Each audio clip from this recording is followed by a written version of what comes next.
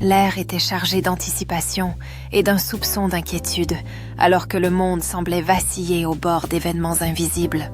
Dans les petites villes et les grandes agglomérations, les gens regardaient le ciel, les nouvelles et leurs propres réflexions, à la recherche de signes de la prophétie en cours.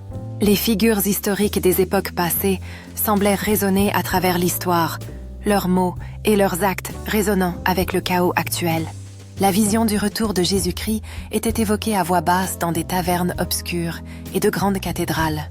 Un vieux prédicateur vêtu de l'habit du 19e siècle aurait pu proclamer au milieu de sermons crépitants à la lumière des bougies.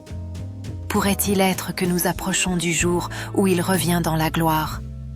Pendant ce temps, les croyants modernes faisaient défiler des publications sur les réseaux sociaux, beaucoup citant des passages de Matthieu et de Timothée, s'interrogeant sur leur pertinence aujourd'hui. La prophétie de Matthieu 24:6 résonne à travers le temps. Vous entendrez parler de guerre et de rumeurs de guerre, mais prenez garde de ne pas vous alarmer. Un rappel enveloppé dans des mots anciens. Dans le contexte des récents conflits mondiaux, des rapports de famine et des catastrophes environnementales, les mots semblaient indubitablement prémonitoires. Un historien du XVIIIe siècle pourrait réfléchir au bouleversement de la Révolution française, établissant des parallèles avec le tumulte violent prévu dans les Écritures. Il dirait que ce genre de chaos annonce souvent des moments pivots dans l'histoire humaine, signalant peut-être une intervention ou un jugement divin.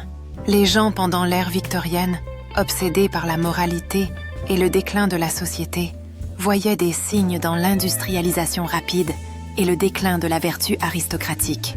Ils croyaient que c'était un des signes que l'humanité s'éloignait des principes divins prédits dans les Écritures.